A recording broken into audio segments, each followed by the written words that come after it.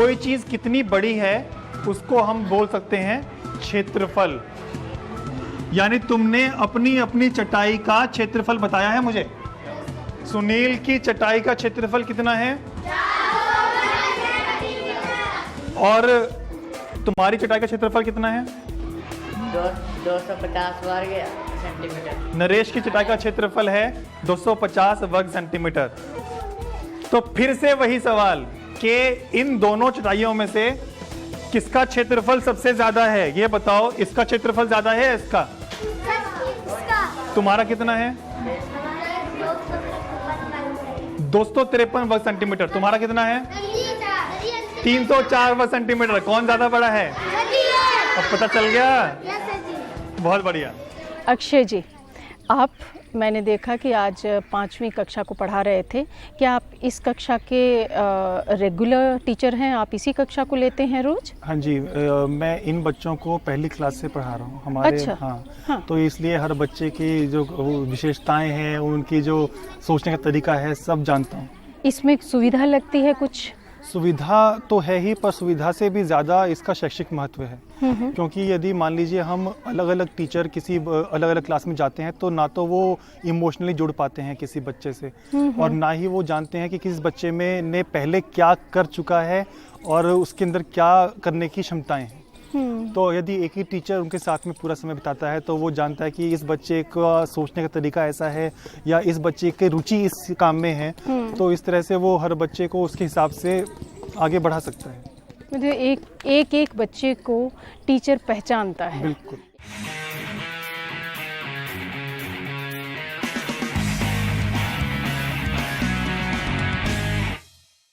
एक बात मैंने नोटिस की कि आप 5वीं कक्षा को भी जब पढ़ा रहे हैं, चाहे वो गणित पढ़ा रहे हैं या भाषा पढ़ा रहे हैं या आप सोशल स्टडीज़ ले रहे हैं, कला गतिविधियां खूब उसमें करा रहे हैं।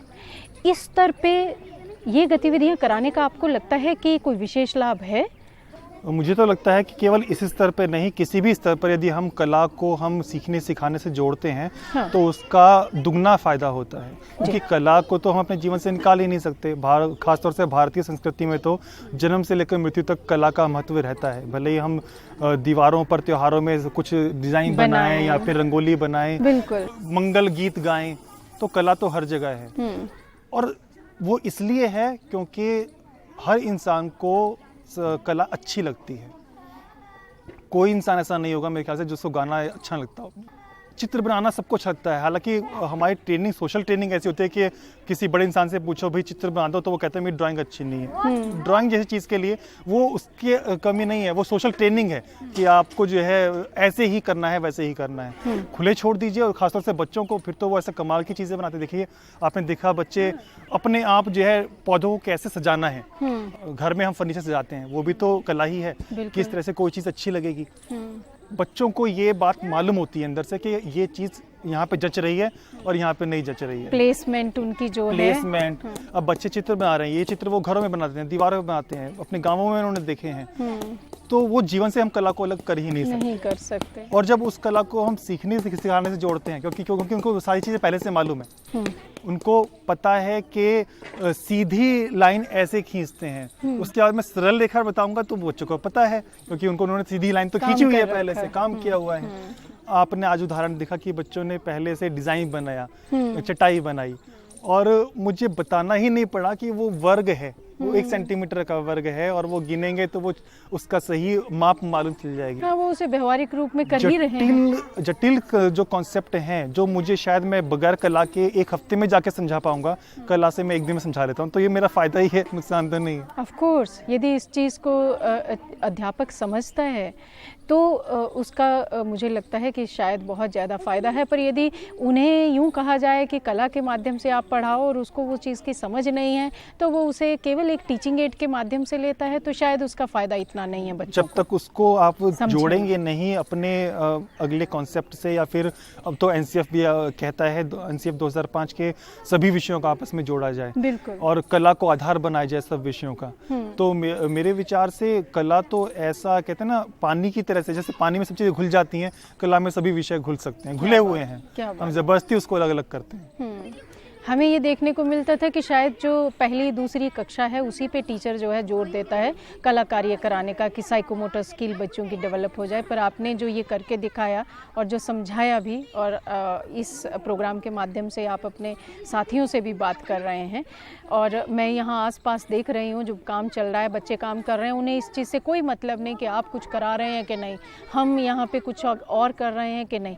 वो अपना देखिए घर तक बना लिया, जो कि एक आर्किटेक्चरल एक्सरसाइज है। हम देख रहे हैं कि वो किस तरह से अलग अलग चीज़ें लगा करके एक कंस्ट्रक्शन, एक पूरा बौद्धिक गतिविधि जो है उसको रूप दे रहे हैं। बिल्कुल बिल्कुल। तो ये एक बहुत बढ़िया लर्निंग और ये परमानेंट लर्निंग हो सकती है। अब इसी एग्जांपल से देखें, अब बच्चे घर बना रहे हैं मिट्टी से, हालांकि कोई और मटेरियल नहीं है, पर कुछ घर टिकाऊ होंगे और कुछ गिर जाएंगे जल्दी। बिल्कुल। तो उन्हें मालूम है कि आर्किटेक्चरल परफेक्ट डिजाइन क्या हो सकता है और इम्परफेक्ट क्या हो सकता है। इतनी बड़ी कॉन्सेप्ट जो है वो अभी से सीख रहे हैं। हाँ, बिना बनाए जो कभी भी नहीं आती, बोर्ड पे मानो आप करा भी दीजिए तो वो चीज़ समझ नहीं आती है। बिल्कुल।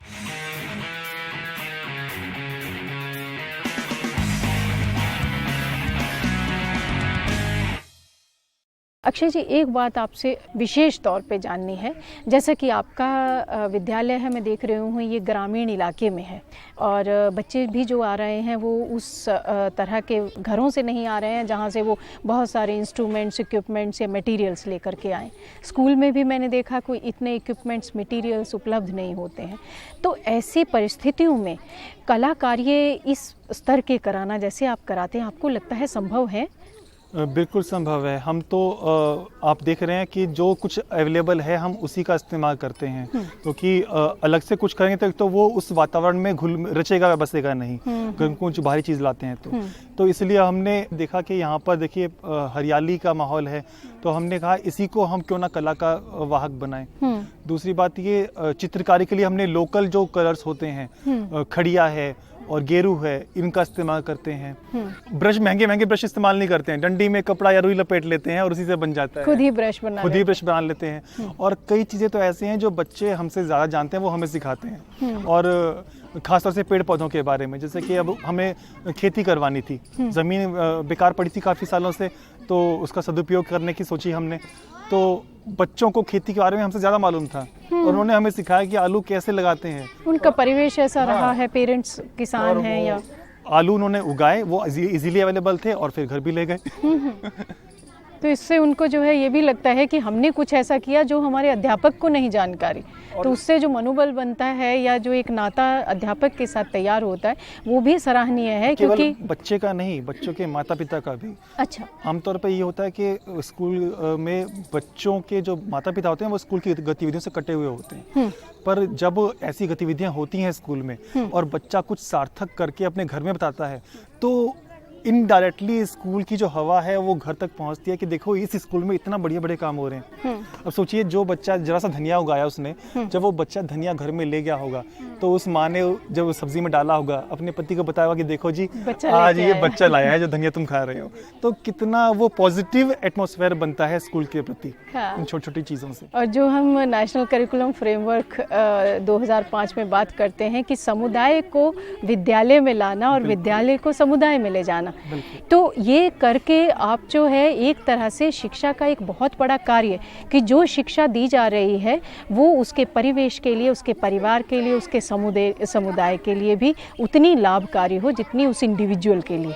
कला को शिक्षा से जोड़ने का सबसे बड़ा फायदा यही है कि जो बातें अन्य विषयों में रह जाती हैं, इमोशनल डेवलपमेंट, सौंदर्य बोध, वो उस कमी को पूरा करता है।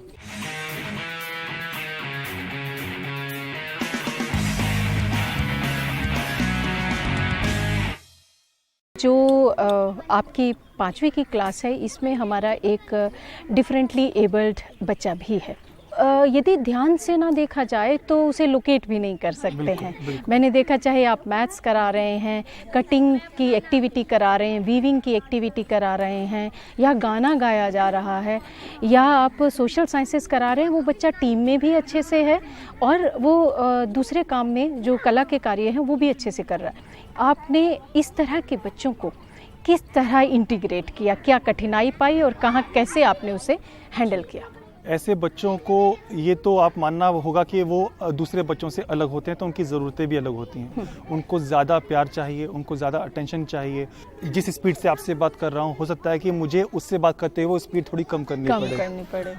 हो सकता है कि मुझे उसको बार बार एक ही बात बतानी पड़े या खुद करके दिखाना पड़े। दूसरे बच्चों को मैं दूर से दिखाऊंगा, उसको पास से दिखाना पड़े। थोड़ा सा अतिरिक्त प्रयास करने पर हम उसको भी बाकी बच्चों के बराबर ला सकते हैं। उनके अंदर क्षमताएं होती हैं, पर वो दूसरे बच्चों से कुछ अलग तरह से होती हैं। जैसे कि वो चीज़ों को ज़्यादा हो सकता है बारीकी से देखते हों, और जिस चीज़ पर बाकी बच्चे का ध्यान नहीं जा रहा है, हो सकता है उसका उस चीज़ पर जाए।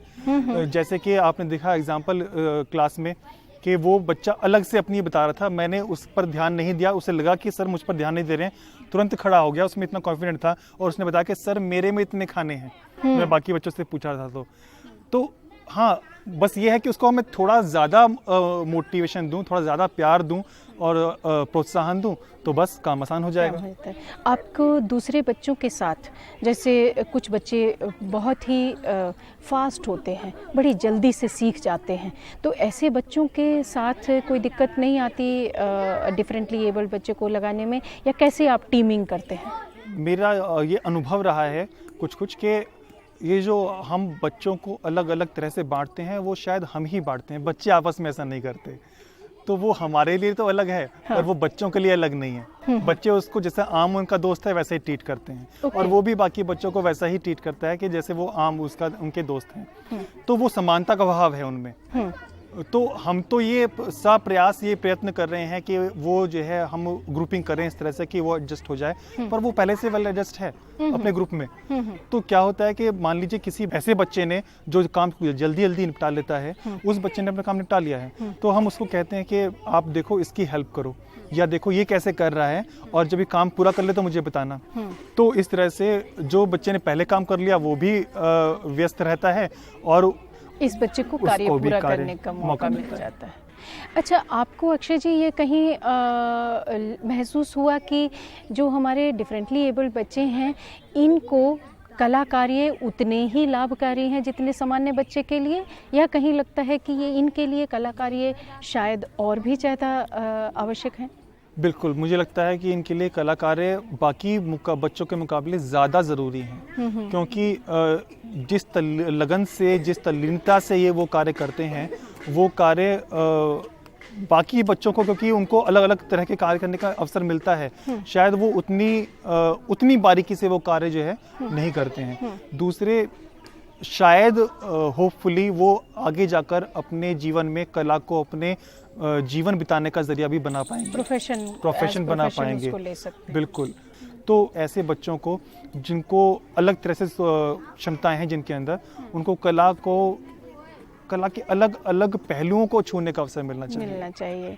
हर एक कक्ष में ऐसा नहीं देखने को मिलता, पर यहाँ क्योंकि आप इनको हर तरह की, चाहे वो ग्राउंड एक्टिविटी है या क्लासरूम एक्टिविटीज़ हैं, इतनी करा रहे हैं, और मुझे कहीं कोई विशेष अंतर नज़र नहीं आता है। बिल्कुल। वो बच्चा थोड़ा धीरे जवाब दे सकता है, पर मैंने देखा पूरी तरह से वो इनमें समाया हुआ। और धीरे जवाब देना भी है, वो मुझे लगता है कि वो जो सामाजिक हमारा ट्रेनिंग होती है कि ये ऐसा ही है या ऐसा ही है, तो शायद कहीं ना कहीं वो भी असर डालता है। यदि हम अपने आप में थोड़ी सावधानी बरतें, उसको दूसरों से अलग ट्रीट ना करें, तो शायद वो धीरे जवाब देने की जो दिक्कत है वो भी दूर हो सकती है।